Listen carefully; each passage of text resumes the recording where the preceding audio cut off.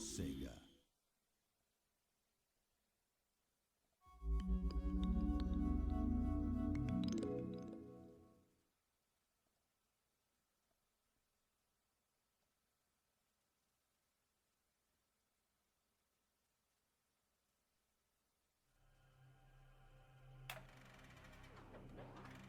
In your wickedness, you have broken the ancient commandments and crafted a bond with one of the light. Our laws are clear. They demand you be eternally imprisoned. As for the impure child, she must be kept from the path of the dark arts forever.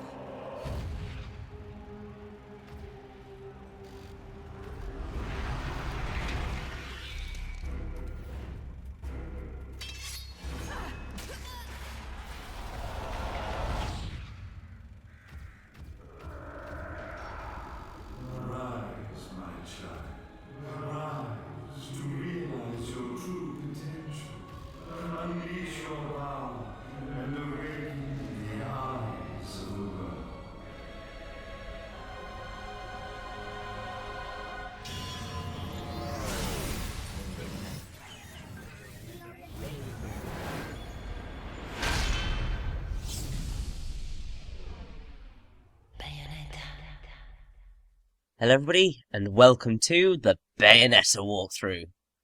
Now, as you probably know, I have done a Bayonetta walkthrough before. Unfortunately, it wasn't exactly a complete walkthrough, because my skills weren't all that they could have been, and I was incapable of doing quite a lot of stuff, and I even missed an item or two. So, to celebrate 4 years on YouTube, and to give this game the true amazing quality that it really deserves, I've decided to return to it, because Bayonetta really is one of, if not, my all-time favourite video game. It's just... I just love it to pieces. Like, seriously, it's insane. Now, of course, we're going to go on normal. There are multiple different difficulty levels. There's very easy, normal, hard, and non-stop infinite climax. But you can't unlock hard and non-stop infinite climax until you've beaten normal.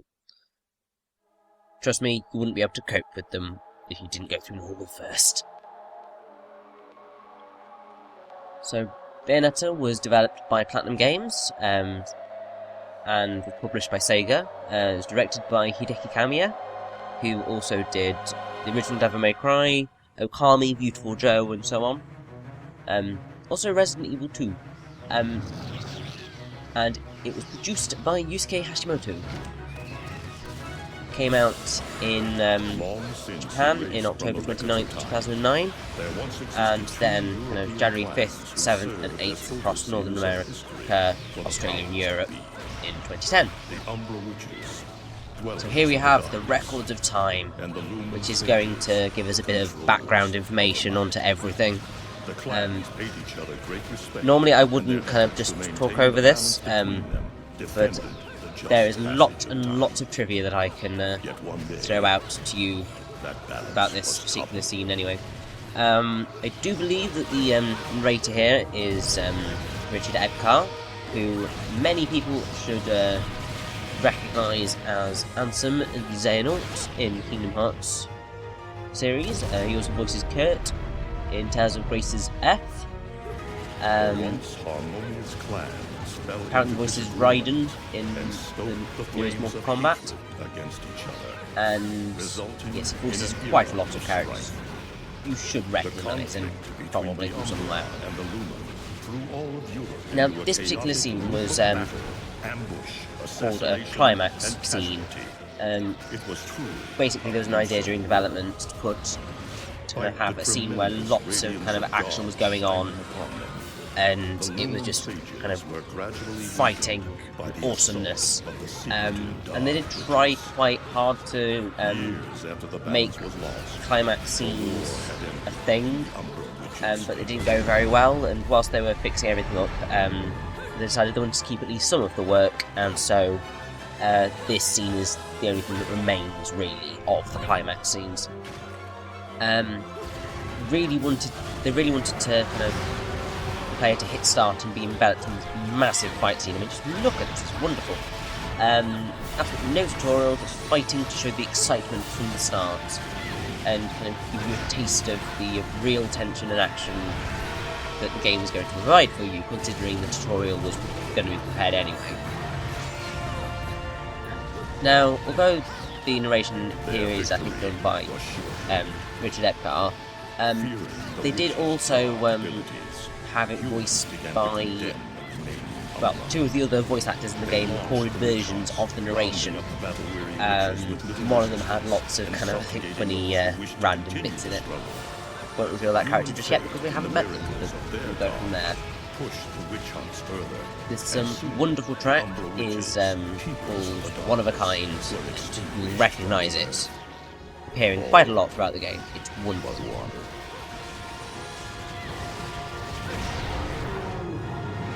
And so, that ends the records of time. I feel really bad that I just talked through Richard Epcar's only bit in the game, but this stuff needed to be said.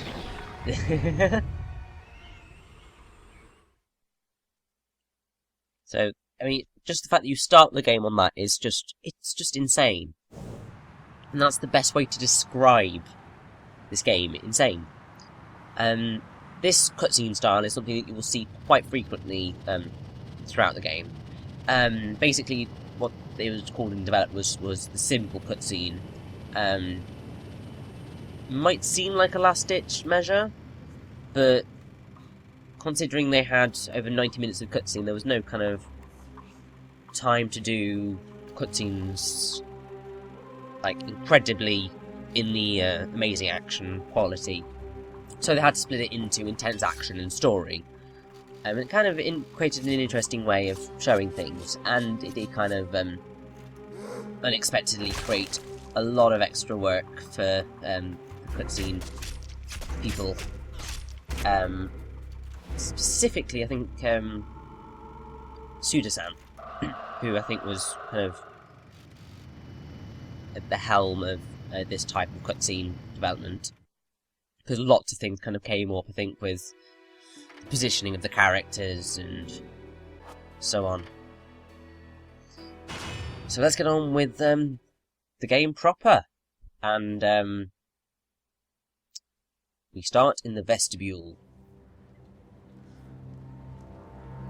I should also point out that the climax scenes were something that Shibata-san, who's one of the game designers at Platinum, really did push for during the beginning of the production. Since it's an original game, they needed to grab attention somehow, and that was one of the methods. Now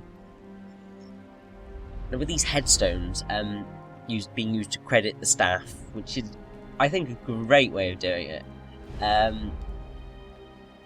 Originally, there wasn't a plan to include Team Little Angels, but it was worked up because they had an extra gravestone. And having Hideki Kamiya's grave being peed on, that was something Kamiya-san wanted in there. I still don't get why the hell you dragged me out here for these Now, things. this is Enzo, as you can see, rather fat man. And Eggman the Destroyer. A lot of people automatically assume that is definitely a Sonic reference. Now, this is from Kamiya-san's own mouth, but he actually randomly decided to use Eggman. And then later found out that it was famous, and then they left it in because they thought fans would get a kick out of it. And clearly they do. Take care of us. And I prefer my shoes made out of rubber. So, I have to say, this game looks kind of really beautiful still. I mean, it came out in 2009, and it still looks great. It's just kind of the art style just works really well, I think. Jesus, you really get into this shit, don't you? If it were me, I'd be praying he ends up barbecue. Or Now, at least sunny side Enzo up. here is voiced by Chick Venera, who You can keep has praying, worked on but a the few only other way things. this guy's meeting the Lord is if God's hungry For a breakfast. long time, we didn't know who voiced a lot of the characters, Speaking because of hungry, we they done just here. weren't My credited, kids are baking me a birthday cake which tonight. is You really little annoying fuckers, when you I'll want to tell do you things what. like this. Well then, But adios. rather recently, Kamiya-san did reveal quite a number of the voice actors. I don't really recognise Chick Venera from anything, although apparently he was in Animaniacs and was Pesto to the Joe Pesci character, well, played Joe Pesci, and also a character called Sparrow. You can see them, can't you? I see them. They are instruments of God. Now the music here is, Oh, I believe, Angel Advent A, which is awesome. dear Lord, grant us guidance and keep safe the souls of our loved ones for all eternity.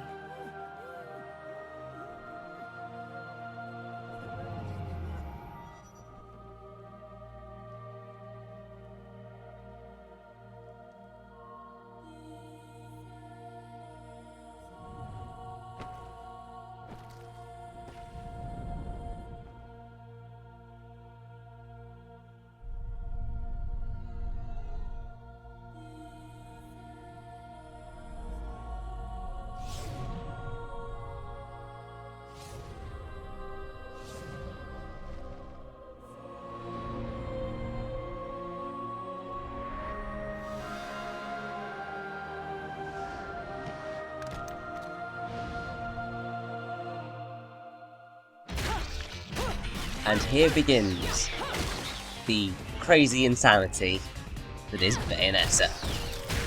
The music piece here is Riders of the Light. I believe it's actually one of the kind of first songs that was revealed in the game, which is really awesome. And if you hadn't guessed yet, this here is our leading lady, Bayonetta herself, dressed as a nun, no less. Bayonetta is voiced by Helena Taylor, although she does sometimes go under Helena Schmid, I think. She's not really kind of been in a lot. I mean, the character you probably most recognise her as is Yomiko, the paper Reedman in ROD, the TV series. But other than that, she's not really been in anything particularly kind of large Next time, other than Bayonetta. you better make sure I'm dead. And this right here is Rodan, who's voiced by Dave Fennoy, who you should probably recognise as Lee Everett in Walking Dead, the game. Josie in Lollipop Chainsaw. You die, and I'm gonna have to go back and Let's see, chase who after else? the money you want. Yeah, he's voiced a reasonable amount of characters, including Nick Fury in Spider-Man Battle Free New York. Beautiful. Done a couple of Nick Furies actually. Now, this scene is just a bit awkward. But now we have the wonderful Fly Me to the Moon climax mix, which is awesome.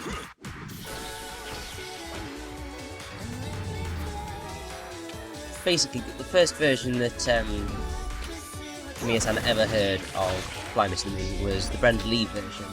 His dad had the song on vinyl record and he heard it in college and thought it was a really awesome song, and ever since wanted to use kind of an old famous song in one of his games, and Bayonetta is the realisation of that. And I have to say, I never thought that I would hear this song being used in this manner whilst killing angels. it's just wonderful.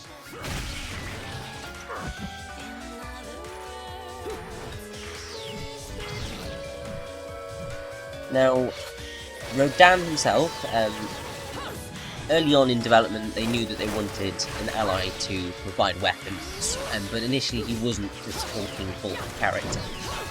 But eventually he turned into the character that he is today, which you can probably say.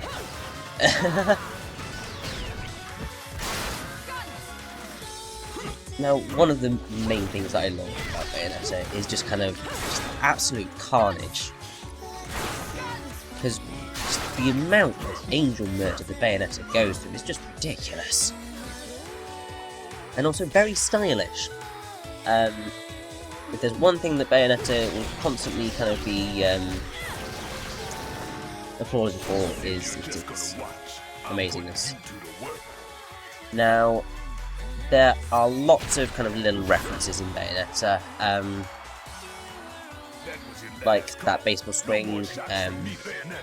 Apparently it might be a tribute to Sadaharu Oh, which is a legendary Japanese baseball player, but there was also a finishing move like that in God Hand, which was a game developed by Clover Studios, who eventually went on to become Platinum Games after they left Capcom. We also got that tombstone, which is Red Hot Joe. The idea is that an ace batter is buried there, but it's also potentially a nice little reference to Beautiful Joe, which had he was commonly called Red Hot Joe or whatever.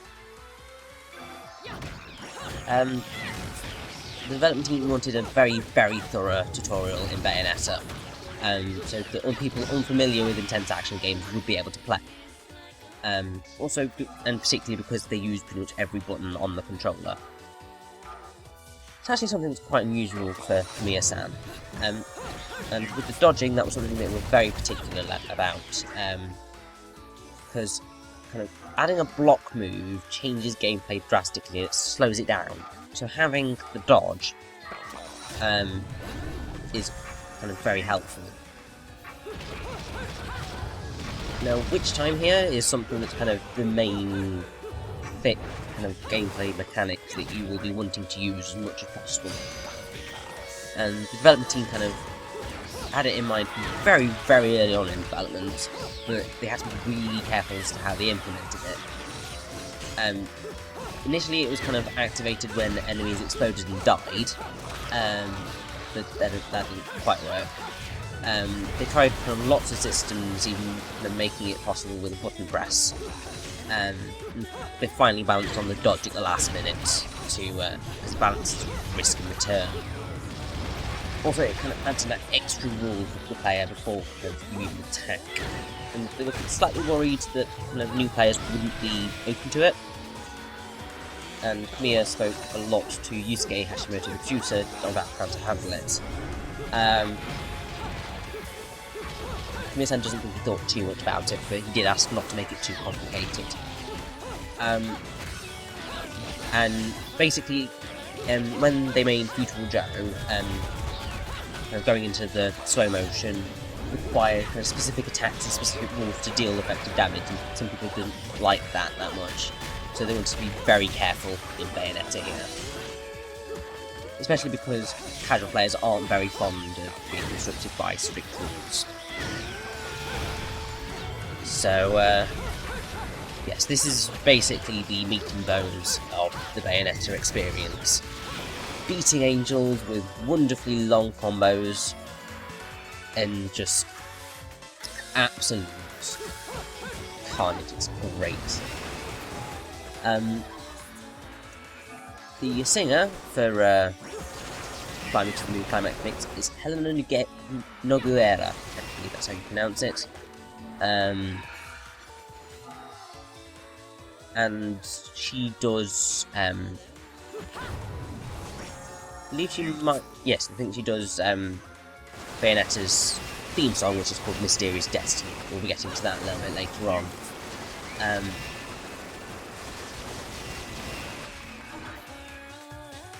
Now, along with kind of just standard kind of punching, you can also shoot, so you've got quite a lot of moves at your disposal.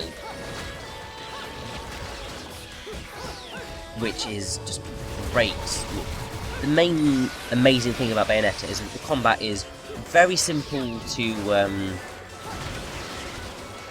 do, but it's incredibly deep, because as we kind of progress further into the game, you get more weapons, so the kind of number of combos that you can perform kind of increases really dramatically. It's quite amazing. Also, when you kind of unlock new moves and accessories, then you get loads. I'm not dead yet! You can't take me like this! Oh dear, Enzo. Now, I've seen a decent number of kind of people play through Bayonetta, or at least the start of Bayonetta. That bit stumps, well, has stumped at least 2 collections of people who have played Bayonetta on the internet.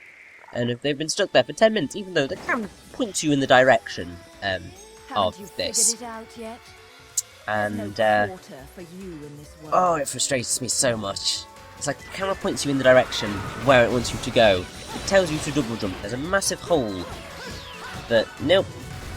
They just kind of don't listen at all. But then again, they never did very well at playing video games successfully. And they're especially not going to stand much of a chance at Bayonetta, considering it was their first time playing, and also because they just didn't listen to instructions very well. I wonder if you can guess who I'm talking about. But we'll move on from them, because this is about Bayonetta, aka a really awesome game. Now, at the end of each verse, which is like just a single battle, you get a ranking, and that's kind of the main draw from that makes Bayonetta very replayable, because you're constantly wanting to try and get a higher quality ranking. On the whole, the ranking system is very fair, because it ranks you on combo, time and damage, but it is quite harsh, because one hit from an enemy will knock you down from a platinum to a gold.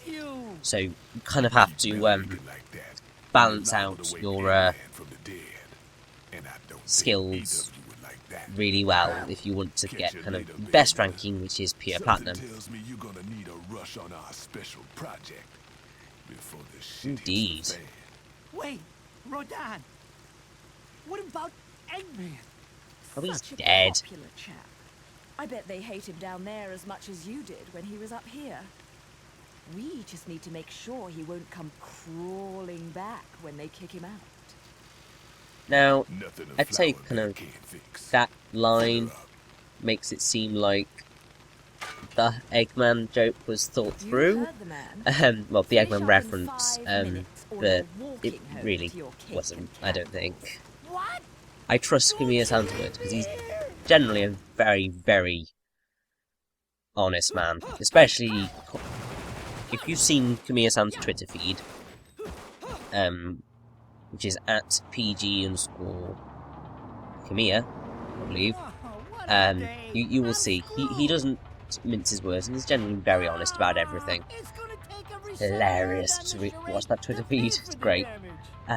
Music here is Magical Sound Shower, which I believe originated in Afterburner, but I'm just going to check that. Basically, it's because it's a red open top car. Oh no, it's Outrun, never mind. There's lots of kind of classic Sega game references, and Outrun is one of them.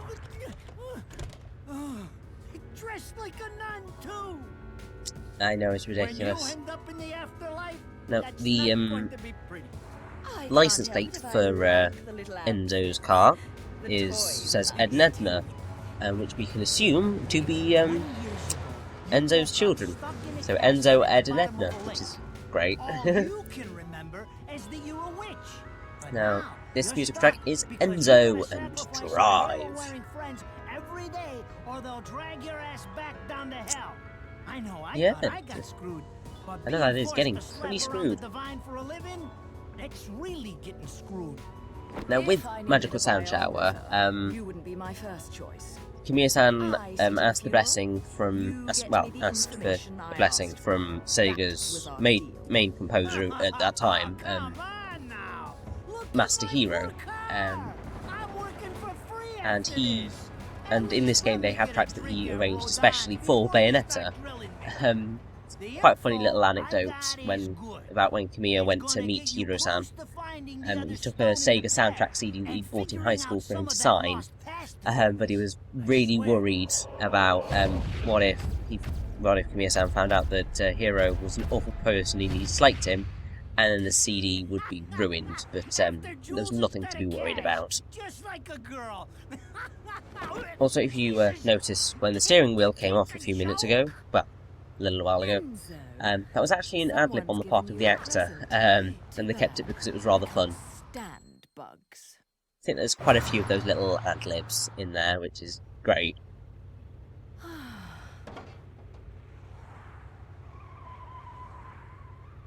Now, if you just see the signpost over there, there's a few of them in the scene. You see Movie Land, which is a major reference to Beautiful Joe. Yeah, Kamiya-san likes to reference his other works quite a lot.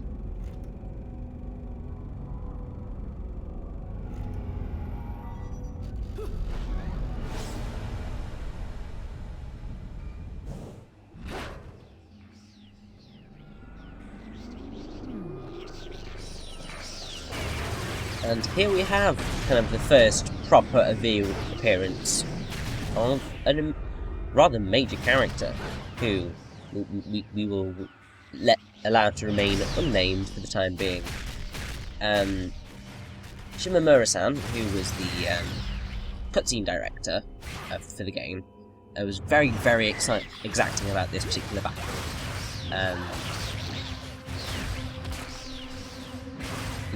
Pretty much, if I recall correctly,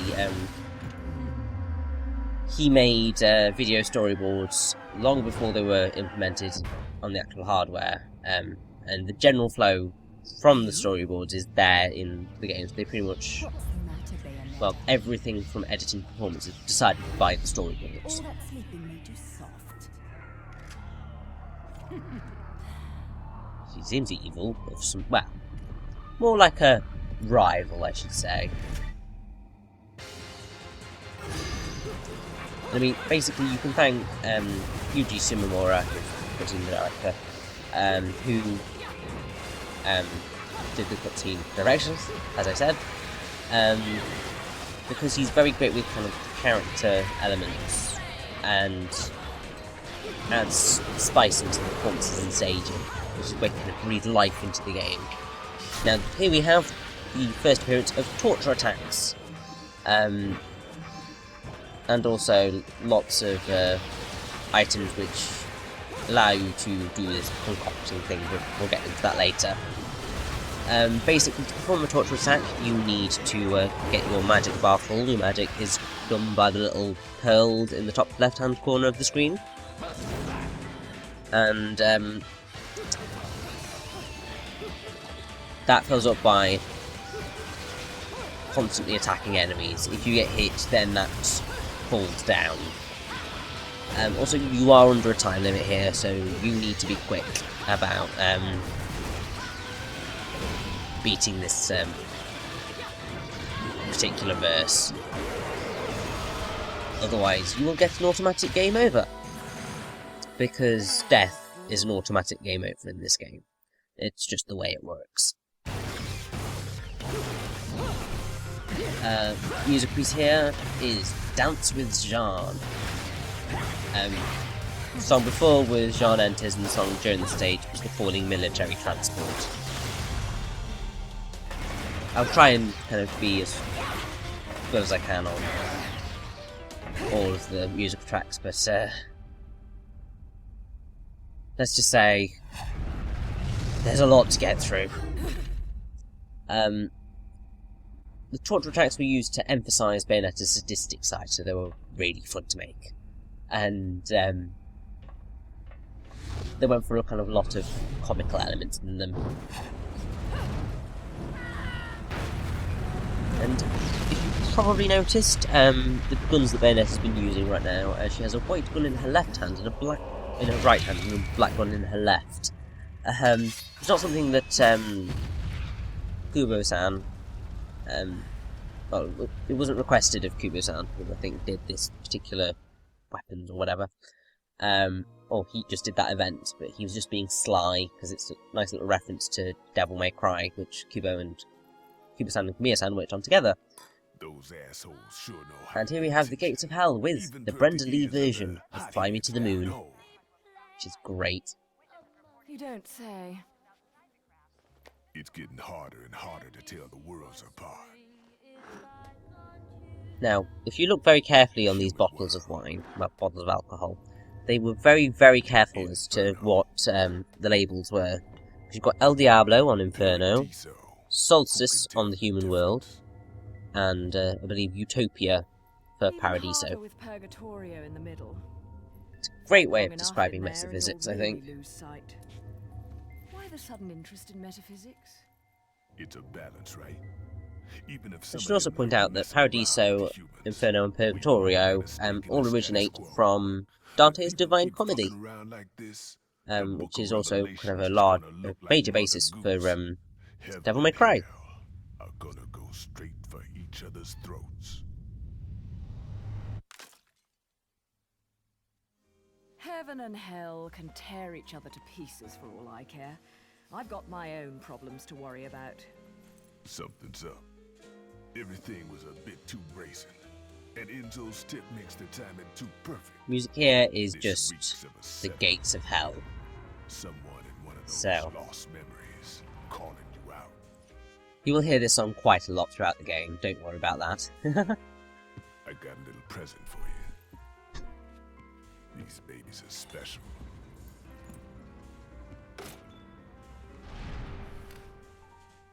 Built from an alloy the devil himself would kill to get his hands on. And here we have some wonderful weapons. They are Scarborough Fair. Oh yeah.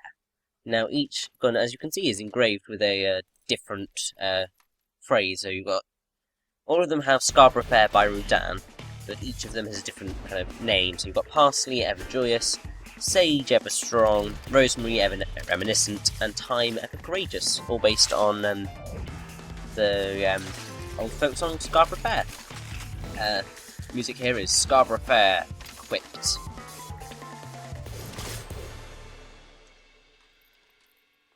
Calling me out. I don't go in for strange offers. Then again, I'm getting a little tired of these weaklings they keep throwing at me. No, Maybe it's I just, should aim they should for just, something a bit yes, more I completely agree, Bayonetta. high class. Now, I've actually got a replica Pounding of it down tonight, baby.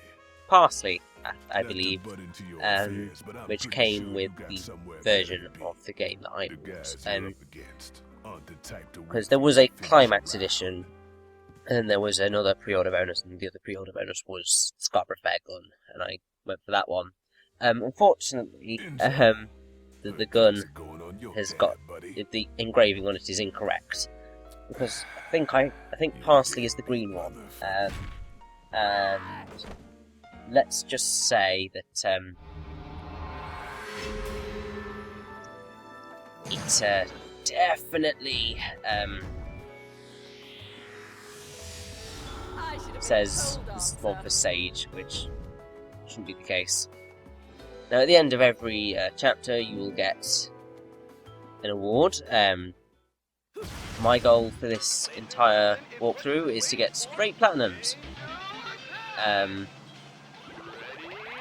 And we will see how that goes.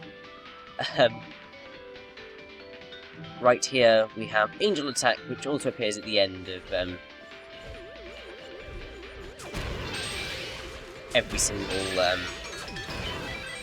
chapter.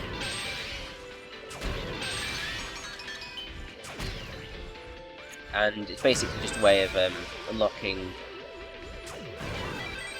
new, well, more Halos is what I use. It probably can get items to help you out in your journey. And so, that's the prologue done. Let's get on to chapter 1. Oh yeah.